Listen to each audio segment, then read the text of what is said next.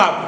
On ne peut pas dire que moi j'aime mon frère si je ne montre pas que je le montre physiquement. Alléluia. Amen. C'est lui qui démontre l'amour. Il doit croire à tout, il doit espérer en tout, et l'amour supporte tout. Vous savez, dans une église, nous avons des faibles et nous avons des forts. Alléluia. Nous devons se supporter les uns et les autres. S'il n'y a pas l'amour, tout ce que nous allons faire dans l'église, ça sera vain. Et nous risquerons de manquer notre récompense. Alléluia. Amen. La force de l'église, quand il y a l'amour qui règne dans l'église. Ce qui fait l'impact de l'église, quand il y a l'amour qui règne dans l'église. Sans l'amour, nous pouvons rester ici, jeûner de midi à 14h40, même on fait 1000 ans en jeûnant prière. S'il manque l'amour, bien aimé, on est en train de faire des sacrifices pour rien. Alléluia. Alléluia. Amen. Parce que l'amour déclenche toutes les choses.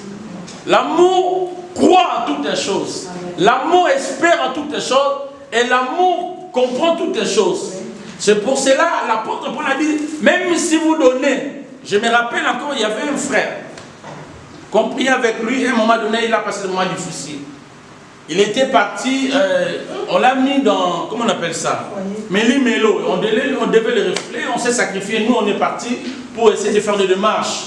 Au niveau même du palais de tribunal du Mont, on a fait des démarches pour ses frères. Mais il y a un frère qui lui a ramené de jus d'1 euro. Et nous, on s'est sacrifié, on est parti même au palais de justice de Meaux. Et quand ce frère est sorti, il a dit non, c'est l'autre frère qui a bien fait par rapport à vous. J'ai dit, mais c'est pas possible. Parce qu'il vous a ramené un jus d'1 euro. Mais tu oublies les détails. Nous, on s'est sacrifié, on est parti même à la préfecture, même à l'ambassade, pour empêcher qu'on puisse te refouler. On est parti même au palais de justice pour essayer quand même de te protéger. Mais quand tu sors, bien aimé dans le Seigneur, dans nos églises, nous avons de grands problèmes et de sérieux problèmes. Vous savez pourquoi nos églises ne croissent pas et ne grandissent pas? Parce que s'il y a ces problèmes qui a régné dans Corinthe. Dans l'église de Corinthe, il y avait plein de monde. Mais il y avait le groupe du groupuscule. Et les gens croyaient à Pierre, d'autres croyaient à Céphas, d'autres croyaient à Paul. Et ça créait une grande division dans l'église. Et quand il y a la division, il n'y a plus Dieu, et Dieu ne règne plus dans cette milieu, dans ce milieu. Alléluia.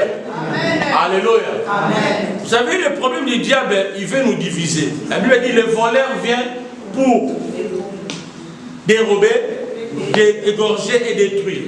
Mais Jésus est venu pour nous donner la vie en abondance. Alléluia. Amen. Si tu ressens en toi cette inimosité, cet esprit-là qui te pousse à faire toujours du mal, à faire peut-être quelque chose qui n'est pas bien. Mais il faut prendre l'autorité de chasser cet esprit. Ça peut te ramener petit à petit. Tu es dans l'église, mais tu peux aller en enfer sans pourtant le savoir. Alléluia. Alors nous sommes rentrés dans l'église, pas pour rester dans l'église, mais nous sommes rentrés pour aller au ciel. Alléluia. L'église, dans d'autres termes, c'est une grande famille. Vous savez, dans la famille, il y a un adage qui règne dans nos familles, nous disons ça toujours, que le fil des familles, toi tu connais, le fil des familles est... Je connais seulement mon groupe. Alléluia. Le fil des familles, ça fait quoi? Ça peut s'étendre, mais ça fait quoi? Vous savez, qu'est-ce qui nous relie ici dans l'église? Alléluia. Sans Jésus, toi, tu ne pouvais pas me connaître. Avec mon caractère, tu ne pouvais pas me connaître. Et avec ton caractère, je ne pouvais pas te connaître. On pouvait se passer de nôtres. Alléluia. Mais à cause de Jésus, nous sommes là. Alléluia. Vous savez, nous sommes nés de famille. Nous avons des familles biologiques. Mais ce qui est différent avec la famille chrétienne, nos familles biologiques, s'ils ne croient pas à Jésus, ils resteront sur la terre. Nous allons se séparer. Et ils vont de l'autre côté, nous irons de l'autre côté. Mais des familles chrétiennes, nous commençons ici-bas et nous irons au ciel. Amen. Alléluia. Maintenant, la manigance de l'ennemi, il vient infiltrer pour essayer quand même de vous diviser, de créer des choses, de séparer pour lui qui puisse avoir la force. Le plan de l'ennemi, il vient pour séparer, il vient pour diviser, pour qu'il lui puisse régner. Or, le Dieu de la Bible, il veut nous rassembler, il veut nous unir, afin que nous soyons un. C'est pour ça que Jésus a dit, moi et mon Père, nous sommes un et nous représentons une seule personne. Alléluia. Amen. Ce qui empêchera la main de Dieu d'agir dans une église s'il manque l'amour. Or, Paul a bien défini cela. L'amour esquisse tout. Tu peux rentrer dans une église, ton frère a fait du mal, tu as dit non mon frère, tu as fait du mal, ne fais pas ça. Tu le reproches en regardant dans les yeux. Ça ne coûte rien. Tu gagnes son âme et tu te prépares soi-même. Vous savez, quand on est en colère de gens dans nos cœurs, on se fait mal. On aura des gastrites, on aura des problèmes dans nos cœurs. Peut-être la personne que vous haïssez, lui il n'est même pas là. Comme on dit en portugais, mandalisha. Donc il n'est même pas là, il est en l'autre terre. Vous savez, nous avons des gens que tu ne connais même pas, tu n'as jamais salué, mais ils te haïssent. Ça, c'est la loi de la société. Tout le monde ne peut pas être d'accord pour toi. Mais cela ne veut pas dire que non, toi tu ne vas pas aimer les gens parce que les gens ne t'aiment pas.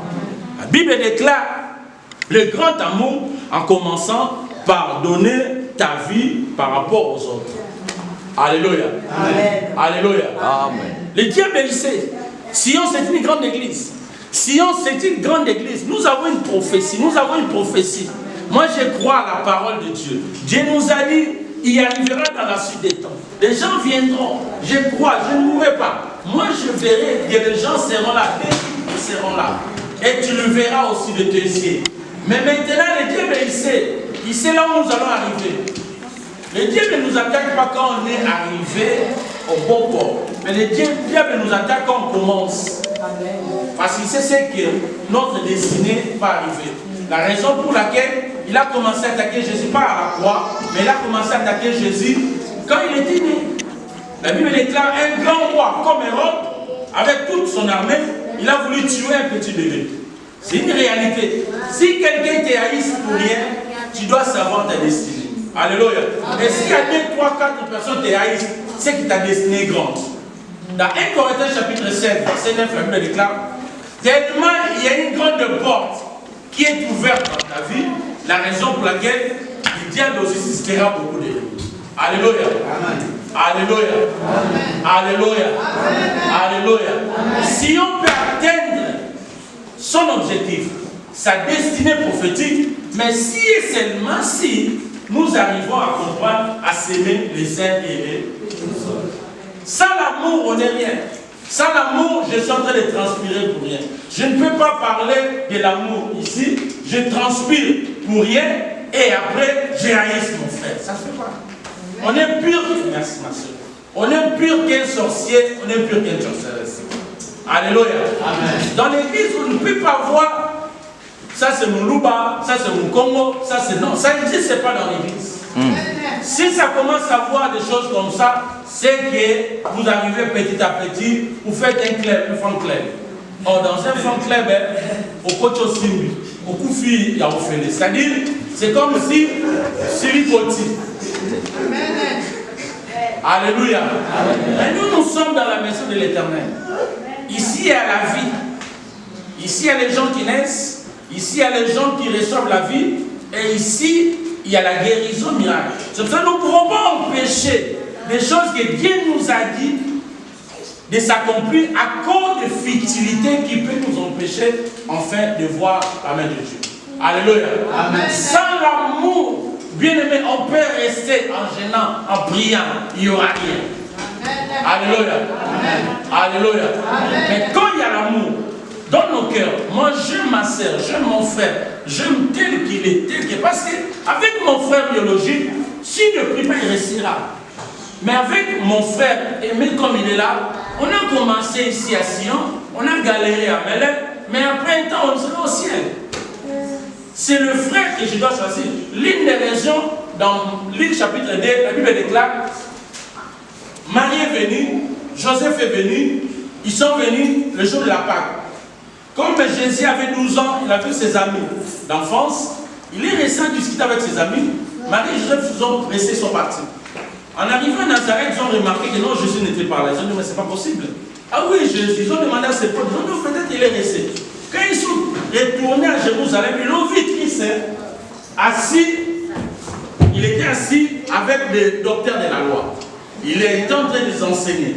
Maintenant, Marie, avec tous les Kissakat, elle rentre et dit, hey, Jésus, tu nous as fait de la peine. Comment tu peux être comme ça? Comment tu peux faire ceci? Écoutez la réponse du Seigneur. Jésus a dit, non, non, non.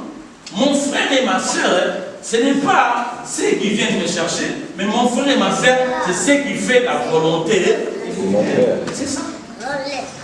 C'est lui qui fait la volonté de mon père, il est mon frère. C'est lui qui fait la volonté de mon père, il est ma soeur. C'est lui le véritable frère. Je dois l'aimer plus que mon frère biologique. Ah, vous ne croyez pas? Amen. Je dois l'aimer plus que mon frère biologique. Parce qu'avec lui, nous commençons ici, nous irons là-bas. Mais avec l'autre, on a commencé ici. Si moi, j'ai trouvé grade, lui n'a pas trouvé grade, il va rester. Heureusement que je lui prêche la parole de Dieu et il vient aussi à l'église. Alléluia. Alléluia. Bien, mais nous devons aller plus loin. Bientôt, c'est 15e anniversaire de l'église. Quand on arrive à 15 ans, dans la chiffrologie, on nous dit que 15 ans, c'est le chiffre qui veut dire ajoute. Le Seigneur veut ajouter quelque chose. Mais il m'a inspiré de te dire ce matin, malgré que j'avais trop de mystères, il fallait que je prêche un jour nouveau, mais il m'a inspiré. Là-bas au bureau, j'étais en train d'écrire depuis le matin, depuis que je suis arrivé, ce message pour te dire, bien aimé dans le Seigneur, tu dois manifester l'amour. L'amour, ça ne se garde pas, l'amour, ça se manifeste. Alléluia. Si je n'aime pas mon frère que je vois, comment je peux prétendre à dire que j'aime Dieu? Si je n'aime pas ma sœur qui est là, comment je peux dire que non, moi j'aime Dieu? Non, sortons quand même de nécessité spirituelle.